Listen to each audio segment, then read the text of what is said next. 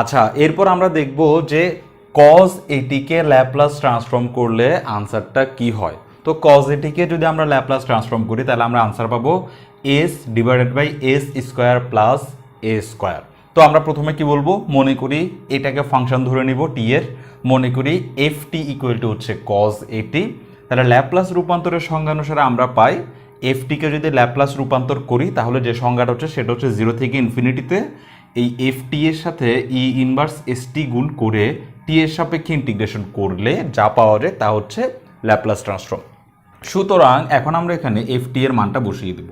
তাহলে সুতরাং Laplace transform of এই এফ টি এর মান হচ্ছে cause A T equal to 0 থেকে ইনফিনিটি ঠিকই থাকবে, ই ইনভার্স এস টি ঠিক থাকবে, এফ টি এর জায়গায় আমরা কজ এ টি লিখব আর ডিটি এর জায়গায় ডিটিও লিখব। তার মানে এই এফ টির জায়গায় কজ এটি লিখলাম, এই এফ টির জায়গায় কজ এটি লিখলাম, বাকি সব কিছুই ঠিকঠাক আছে। এখন আমরা integration of E to the power minus S T into cos এটি এটার ইন্টিগ্রেশনগুলোর যে সূত্রটা হয়, যেটা আমরা একটু আগে শিখছি যে সাইন এটি করার সময় আমরা কজ এটিটাও শিখছি, সেটা এখন আমরা এখানে অ্যাপ্লাই করব।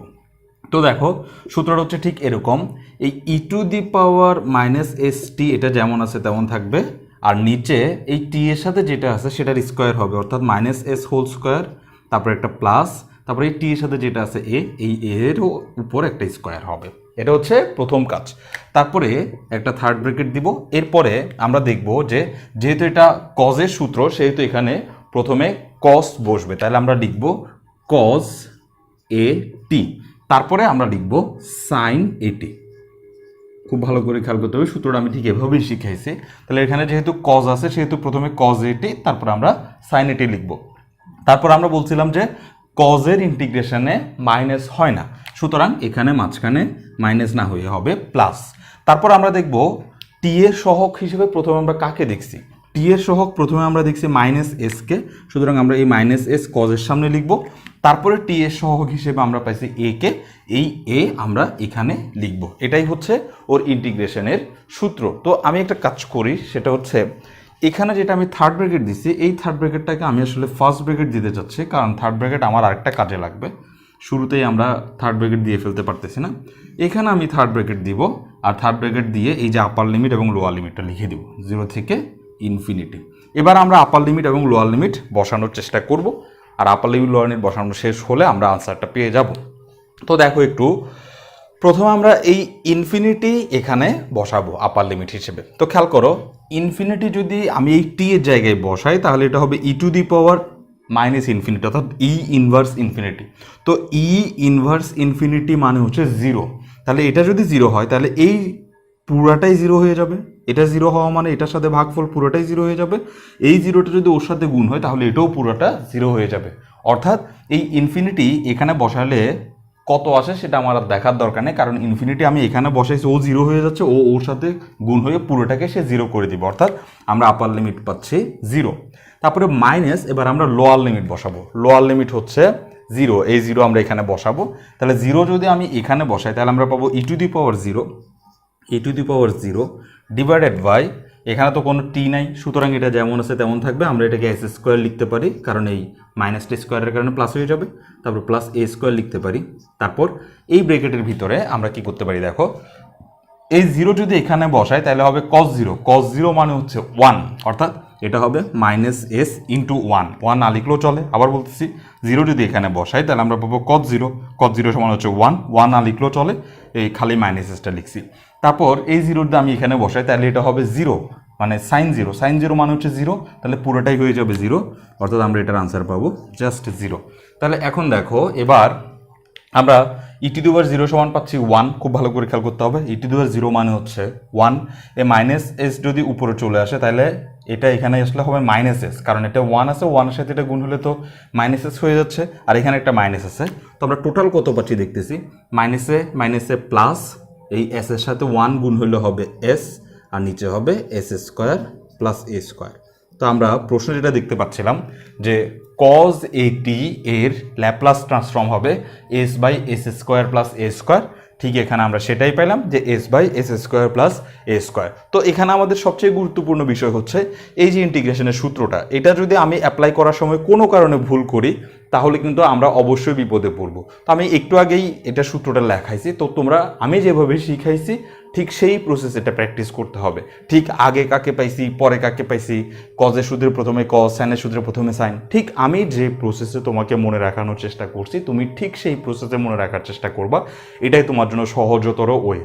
এর বাইরে যদি তুমি কোনো ওয়ে সৃষ্টি করতে চাও তো করতে পারো, তবে ভুল যেন না হয় ওয়ে সৃষ্টি করতে গিয়ে, সেটা তোমাকে মাথায় রাখতে হবে। আচ্ছা, এরপরে আমরা যে প্রশ্নটা পড়ব, প্রশ্নে বলছি কি দেখো, প্রমাণ করো যে Laplace transform of T to the power N equal to N factorial divided by S to the power N plus one. অর্থাৎ T to the power NK যদি আমি ল্যাপ্লাস ট্রান্সফর্ম করি তাহলে যে আনসারটা আসবে সেটা হচ্ছে N factorial divided by S to the power N plus one. খুবই গুরুত্বপূর্ণ প্রশ্ন, পরীক্ষায় অনেকবার আসছে। তো এটা আমরা কীভাবে করবো দেখো, প্রথমে আমরা বলবো যে মনে করি F T equal to T to the power N, অর্থাৎ এই ভিতরে যেটা আছে সেটাকে আমরা এফ টি ধরে নিব, F T equal to T to the power N. তারপরে ল্যাপ্লাস রূপান্তরের সংজ্ঞা অনুসারে পাই, ল্যাপ্লাস রূপান্তরের সংজ্ঞা অনুসারে আমরা কী পাচ্ছি, সূত্রটা আমরা লিখবো Laplace transform of F T equal to হচ্ছে 0 থেকে ইনফিনিটি, এফ টি এর সাথে ইনভার্স এস টি গুণ করে টি এর সাপেক্ষে ইন্টিগ্রেশন। এবার আমরা এই এফ টি এর জায়গায় এফ টি এর মানটা বসিয়ে দিব, অর্থাৎ ফাংশন অফ টি হচ্ছে আমাদের জন্য এখন টি টু দি পাওয়ার এন, তো আমরা এখানে টি টু দি পাওয়ার এন লিখবো। তো খেয়াল করো, একটু আগে আমাদের ফাংশনটা ছিল কস, সেজন্য আমরা এফ টি এর জায়গায় কস লিখছিলাম, আর এখন আমরা এফ টি এর জায়গায় টি টু দি পাওয়ার এন লিখছি, এখানে এফ টি এর জায়গায় আমি টি টু দি পাওয়ার এন লিখছি। এখন এই ফাংশনটাকে আমরা ইন্টিগ্রেশন করার পর দেখব যে এটা N by S to the power N plus one আসতে বাধ্য। তো এখন কথা হচ্ছে এটাকে আমরা ইন্টিগ্রেশন করার জন্য গামা বিটা ফাংশনের ব্যবহার করব। তো দেখো, গামা বিটা ফাংশন আমরা এর আগের লেকচারগুলোতে করছি, অর্থাৎ এই অধ্যায়ের আগে আমরা গামা বিটা ফাংশন সম্পর্কে জানছি। আমরা এটা আগে এর জন্যই পড়ছি কারণ গামা বিটা ফাংশনের ব্যবহার ল্যাপ্লাসের মধ্যে ছিল। ওকে, তাহলে গামা বিটা ফাংশন থেকে আমরা এটা জানছি যে গামা এন সমান, আমরা একটা সূত্র পড়ছিলাম যে গামা এন সমান হচ্ছে ইন্টিগ্রেশন অফ 0 থেকে ইনফিনিটি, অবশ্যই তোমরা পড়ছো গত ইয়াতে চ্যাপ্টারে আমরা পড়ছিলাম যে ইন্টিগ্রেশন অফ 0 থেকে ইনফিনিটি ই ইনভার্স এক্স, তারপর এই এক্সটা এখানে বসবে এবং এক্সের মাথার উপরে হবে এন মাইনাস ওয়ান ডিএক্স। এই ফাংশনটাকে আমরা বলি গামা ফাংশন, যা আমরা গত ক্লাসে পড়ছিলাম e inverse x, x to the power N minus one dx, এটাকে আমরা বলি গামা ফাংশন। তবে গামা ফাংশনের আরও একটা আরেকটা ভালো ধরনের একটা বৈশিষ্ট্য আমরা পড়ছিলাম, সেটা হচ্ছে গামা ফাংশন আরেকটু ডিটেলসে বলা যায় আরেকটা জিনিসকে, সেটা হচ্ছে এরকম যে 0 থেকে ইনফিনিটি ঠিকই থাকবে, এই ই ইনভার্স এই এক্সের সামনে যদি কোনো সহগ থাকে, এখন তো এক্সের সাথে যে সহগটা আছে সেটা হচ্ছে 1, তো এক্সের সামনে যদি সহগ এরকম থাকে ল্যামডা এক্স, ওকে, মানে এক্সের সাথে একটা সহগ আছে ল্যামডা, তাহলে গামা বিটা মানে গামা ফাংশনটা কেমন হবে, তাহলে lambda X x to the power N minus one DX. এটার জন্য আমরা গামা ফাংশনটাকে কীভাবে লিখতে পারি সেটাও আমরা কিন্তু গামা বিটা ফাংশনে শিখছিলাম। এখানে আমি এগুলোর জন্য বেশি ডিটেলস আলোচনা করতেছি না, শুধুমাত্র সূত্রটা আমরা কীভাবে অ্যাপ্লাই করতে পারবো এখানে, সেটার জন্য আমি সূত্রটা শুধুমাত্র দেখাচ্ছি। এই সম্পর্কে যে বিস্তারিত তথ্য সেটা তোমরা গামা বিটা ফাংশনে অবশ্যই শিখে নিছো। ওকে, তাহলে ই যদি e inverse x x to the power N minus one dx হয়, অর্থাৎ এই এক্সের পাশে মাইনাস এবং এক্সের মাঝখানে 1 বাদে অন্য কিছু না থাকলে আমরা সেটাকে গামা এন লিখতে পারি। কিন্তু একই রকম একটা ফিগার যদি এক্সের সামনে 1 বাদে অন্য কোনো চলক, অন্য কোনো সংখ্যা বা অন্য কোনো কিছু চলে আসে, যেমন ল্যামডা চলে আসে, তাহলে আমরা এই বাম পাশটাকে অর্থাৎ গামা ফাংশনটাকে আমরা এভাবে লিখতে পারবো, যেটাকে আমরা গামা এন লিখবো। অর্থাৎ এখানে এই x to the power N minus one এখানে যেটা আছে সেটা এখানে বসবে, আর এটার নিচে এই এক্স এবং মাইনাসের মাঝখানে যে সহগটা আছে ল্যামডা সেটা এখানে আমরা বসাবো, এক্স এবং মাইনাসের মাঝখানে যে সহগটা আছে ল্যামডা সেটা আমরা এখানে বসাবো। এটাই হচ্ছে আমাদের জন্য ল্যামডা এখানে বসাবো এবং এই ল্যামডার মাথার উপরে দিব এন, ওই যে এক্সের পাওয়ার যেটা আছে মাইনাস ওয়ান বাদে যে পাওয়ারটা আছে সেই পাওয়ারটা বসাবো। এটাই হচ্ছে গামা ফাংশনের আরেকটা বৈশিষ্ট্য, এবং এটাও আমরা কিন্তু গামা বিটা ফাংশনে শিখছিলাম। তাহলে আমরা কি বুঝলাম, যদি এক্সের সামনে মানে এই মাইনাস এবং এক্সের মাঝখানে যে সহগটা আছে সেই সহগটা যদি সিঙ্গেল ওয়ান হয় তাহলে এটা শুধুমাত্র গামা এন হবে, আর যদি ওই এক্স এর সাথে অন্য কোনো সহগ চলে আসে, মানে 1 বাদে অন্য কোনো সহগ থাকে, তাহলে আমাদেরকে ওই সহগটার মাথার উপরে যেটার গামা সেটাই লিখতে হবে। যেটার গামা মানে হচ্ছে এটা গামা এন এর গামা, মানে গামা এন, তো এখানে এন দিতে হবে। এটা যদি গামা পি হয় তাহলে এখানে পি দিতে হবে। খেয়াল করো, এই এন যদি এটা যদি আমরা এন দিয়ে না লিখে পি দিয়ে লিখি, পি -1 এভাবে লিখি, তাহলে এটা অটোমেটিক হয়ে যাবে এটা গামা পি, আর এটা হয়ে যাবে lambda to the power P. Just এই হচ্ছে এদের মধ্যে চেঞ্জ। তাহলে আমরা যেটা বুঝতে পারতেছি, এই সূত্রটা আমরা এখানে অ্যাপ্লাই করব। আমি একটু এখানে এন দিয়ে দিই, এন আমাদের জন্য সুবিধাজনক। তাহলে gamma n divided by lambda to the power n. Okay, তো দেখো এই সূত্রটা এখন আমরা এখানে অ্যাপ্লাই করব এবং আমরা দেখব যে প্রায় কাছাকাছি রকমের একটা মিল ওর মধ্যে আর ওর মধ্যে দেখা যাচ্ছে। একটু খেয়াল করো কিভাবে কি দেখা যাচ্ছে। দেখো, এটাও 0 থেকে ইনফিনিটি, এটাও 0 থেকে ইনফিনিটি।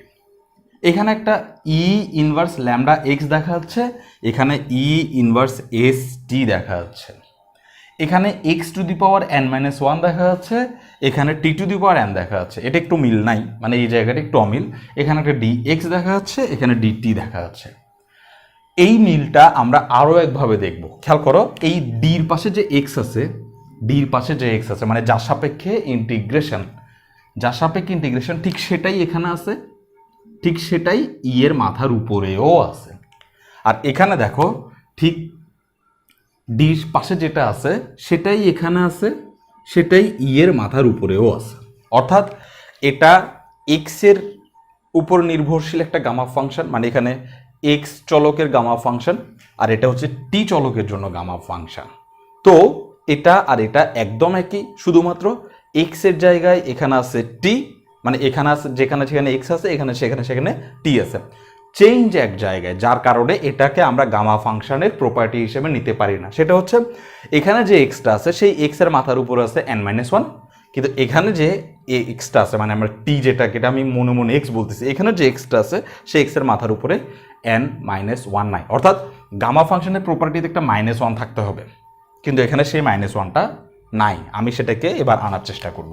তাহলে দেখো, আমি 0 থেকে ইনফিনিটি আমি কিছুই করব না, ই ইনভার্স এস টি এটাকেও আমি কিচ্ছু করব না, into T to the power এনকে আমরা লিখব n+1 -1। এতে কিছুই হয় নাই, কারণ হচ্ছে এই 1 এবং এই 1 কাটা গেলে nই থাকবে, n+1 -1, আর এই ডিটি যেমন আছে তেমন থাকবে। অর্থাৎ আমরা কিচ্ছু করি নাই, খালি একটা অতিরিক্ত +1 আনছি, একটা অতিরিক্ত -1 আনছি, কার উপরে? টি এর পাওয়ারের মধ্যে। তো এতে আমরা কি লাভটা পাইলাম? লাভটা হচ্ছে গামা ফাংশন যখন আমরা অ্যাপ্লাই করব গামা ফাংশনের সূত্র, তখন এই -1টা কিন্তু ফিক্সড থাকতে হবে। এই -1 বাদে যে জিনিসটা থাকে পাওয়ারে সেটাই এখানে গামা হিসেবে ব্যবহৃত হয়। তাহলে -1 বাদে এখানে n আছে, ফলে এখানে আমরা গামা n লিখতে পারছি। অর্থাৎ গামা ফাংশনে এই এক্স এর মাথার উপরে -1 থাকতে হবে, ই ইনভার্স এরকম থাকতে হবে, অর্থাৎ এখানে যেটা বেস সেটা এখানে থাকতে হবে, এবং সব কিছু এখানে মিল আছে। শুধুমাত্র এই এখানে যেখানে n আছে এইখানে আছে সেটা n+1। আবার এটা থেকে আমরা এই লাইনে অটোমেটিক চলে যেতে পারতেছি, 1 যদি আমরা কেটে দিই তাহলে এই লাইনও মিলে যাচ্ছে। তার মানে এটাকে আমরা জাস্ট এভাবে ফরমেশনে লিখতে পারি। এখন এই ফরমেশনটা আমাদের জন্য এই গামা ফাংশনের আকারে আমরা এখানে লিখে দিতে পারবো। কিভাবে? দেখো, এখানে এক্স এর মাথার উপরে -1 এর পাশে n আছে বলে গামা n লিখছি, আর এখানে টি, ওইখানে যেটা এক্স এখানে সেটা টি, তাহলে এখানে টি এর উপরে -1 এর পাশে যেটা আছে সেটা হচ্ছে n+1, মানে -1 বাদে যে জিনিসটা দেখা যাচ্ছে সেটা হচ্ছে n+1। সুতরাং এখানে আমরা লিখতে পারবো গামা n+1। অর্থাৎ এটা হচ্ছে গামা n এর জন্য সূত্র, আর এটা হচ্ছে গামা n+1 এর জন্য সূত্র। কেন? কারণ হচ্ছে এক্স এর মাথার উপরে -1 বাদে যেটা আছে সেটা হচ্ছে n, আর এখানে এক্স এর মাথার উপরে -1 বাদে যেটা আছে সেটা হচ্ছে n+1। একটা কাহিনী গেল। এরপর নিচে যেটা আসছে সেটা আসছে ই এর মাথার উপরের বৈশিষ্ট্যের উপর। এখানে যেটা চলক, এই যে ডির পাশে যেটা এক্স, এখানেও এক্স, এখানেও এক্স, সেটাকে আমরা চলক বলতেছি। তাহলে এখানে চলক হচ্ছে টি, ডির পাশেও আছে টি, এখানেও আছে টি, এখানেও আছে টি। টি হচ্ছে চলক আর এখানে এক্স হচ্ছে চলক। তাহলে এক্স এবং মাইনাস বাদে যে সংখ্যাটা আছে সেটা হচ্ছে ল্যামডা, আর এখানে টি এবং মাইনাস বাদে যে সংখ্যাটা আছে সেটা হচ্ছে এস। তাহলে এখানে যেখানে ল্যামডা বসছে এখানে সেটা বসবে এস। ওকে, আর এই ল্যামডার মাথার উপরে যে এনটা বসছে সেটা আসলে এই গামা এন, অর্থাৎ গামা দিয়ে যে এনটা আমি লিখছি সেটাই আমি ল্যামডার উপরে বসাইছি। তাহলে এখানে আমি গামা দিয়ে কি লিখছি n+1, তো এখানে আমরা s এর উপরে বসাবো n+1 এই হচ্ছে এটার জন্য গামা ফর্মুলা। তাহলে এখানে গামা ফর্মুলা ওর জন্য এভাবে আসছে, ঠিক ওকে আমরা ওই রকম করেই বানাইছি, সব বৈশিষ্ট্য ঠিকঠাক রাখছি, খালি n এর জায়গায় আমরা পাইছি n+1, এজন্য আমাদেরকে গামা n+1 লিখতে হয়েছে। ল্যামডার জায়গায় আমরা পাইছি s, এজন্য আমাকে s⁴n+1 লিখতে হয়েছে। যাই হোক, তাহলে আমরা এটুকু ঘটনা তো এখানে শেষ করলাম যে gamma n+1 divide by s⁴n+1 এইটুকু আমরা পাইছি।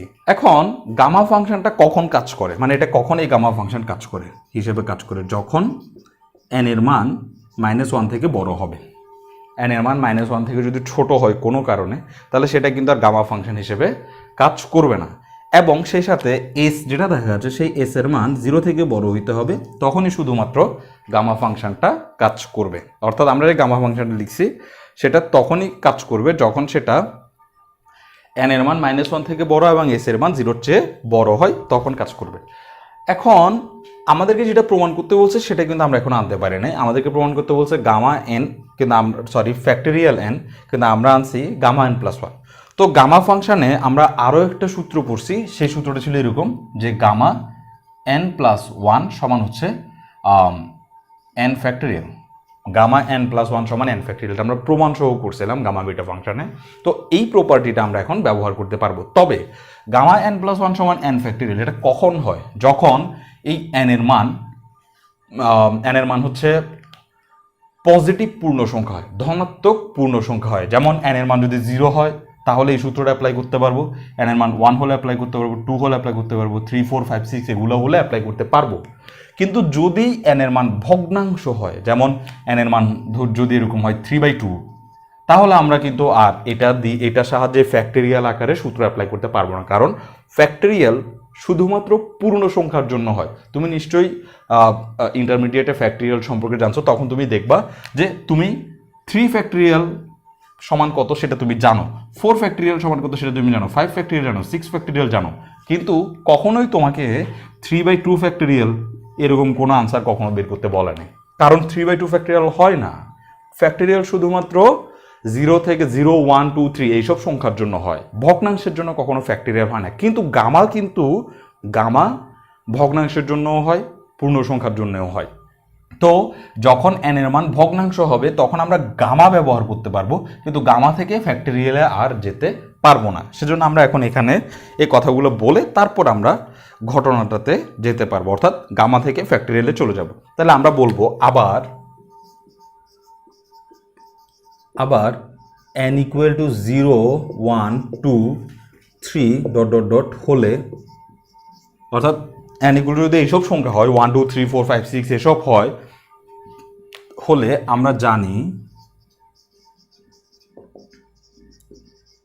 জানি কি, এখানে লিখি আমরা জানি গামা n+1 = n ফ্যাক্টরিয়াল।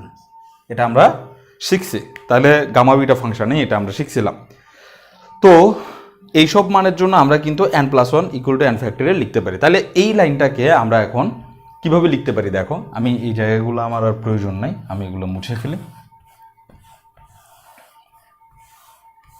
তাহলে n এর মান যদি 0, 1, 2, 3 ... এগুলো হয়, তাহলে এগুলোর জন্য আমি গামা n+1 = n লিখতে পারি।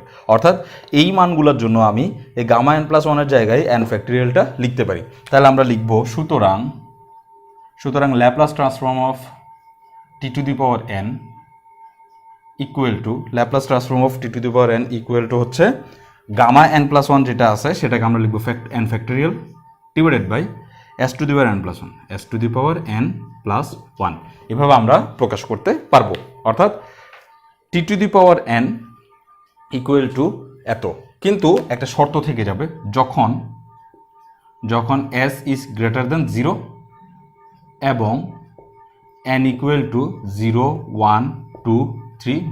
কারণ আমরা একটু আগেই বলছি যে গামা n+1 = n ফ্যাক্টরিয়াল তখনই হবে যখন n এর মান 0, 1, 2, 3 ... এগুলো হবে। আর সেই জন্য আমাকে এখানে পাশে লিখে দিতে হয়েছে n এর মান যখন 0, 1, 2, 3 হবে তখনই শুধুমাত্র ফ্যাক্টরিয়াল nটা বসাইতে পারবো। এখন কথা হচ্ছে, যদি এই শর্তগুলো কিন্তু পাশে দেওয়া থাকবে প্রশ্নে, অর্থাৎ প্রশ্নে বলবে যে প্রমাণ করো যে এল ইকুয়াল টু এত, যখন গামা না দিয়ে যখন ফ্যাক্টরিয়াল দিবে তখন ওরা পাশেই বলে দিবে যে যখন এস ইজ গ্রেটার দেন 0 তারপর এন ইজ গ্রেটার দেন অথবা এন ইকুয়াল টু 0 1 2 এরকম করে লিখে দিবে। এই কথাগুলো তোমাকে অবশ্যই প্রশ্নে লিখে দিবে। এরকম যদি লিখে না দেয় তাহলে কিন্তু এই প্রশ্নটা আমি প্রমাণ করতে পারবো না। আর যদি এগুলো লিখে নাও দেয়, খালি একটু প্রমাণ করতে বলে, তাহলে তুমি এভাবেই করবা, কারণ হচ্ছে এই সংখ্যাগুলোর জন্য শুধুমাত্র আমি গামা এন লিখতে পারবো। তবে পরীক্ষায় প্রশ্নটা আরও একভাবে আসে, সেটা কীরকম একটু দেখো। পরীক্ষায় বলবে প্রমাণ করো যে L T to the power N, মানে Laplace transform of T to the power N equal to N gamma N plus one, এটা প্রমাণ করতে বলবে। যদি এইভাবে আসে তাহলে এখানে কোনো যখন এত এগুলো লেখা থাকবে না, আর তোমার অঙ্কটা এই জায়গাতে শেষ হয়ে যাবে, একটু।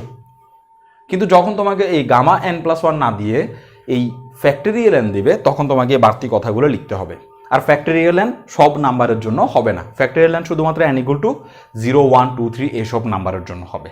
অন্য কোনো নাম্বারের জন্য ফ্যাক্টরিয়াল কিন্তু, অর্থাৎ নেগেটিভ নাম্বার অথবা ভগ্নাংশ, নেগেটিভ নাম্বার মানে -1 -2, এদের জন্য ফ্যাক্টরিয়াল গামা থেকে আমি ফ্যাক্টরিয়ালটা লিখতে পারবো না।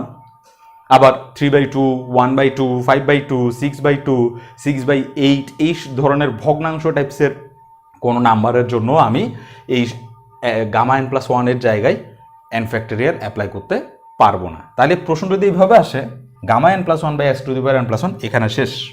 আর প্রশ্ন যদি এটা আসে যে T to the power N এর ল্যাপ্লাস ট্রান্সফর্ম হচ্ছে N factorial divide by S N plus one, তখন তোমাকে এই বাকি কাজগুলো একটু করে, মানে এই 2 লাইন বাড়তি করে তারপরে তোমাকে এটা করতে হবে।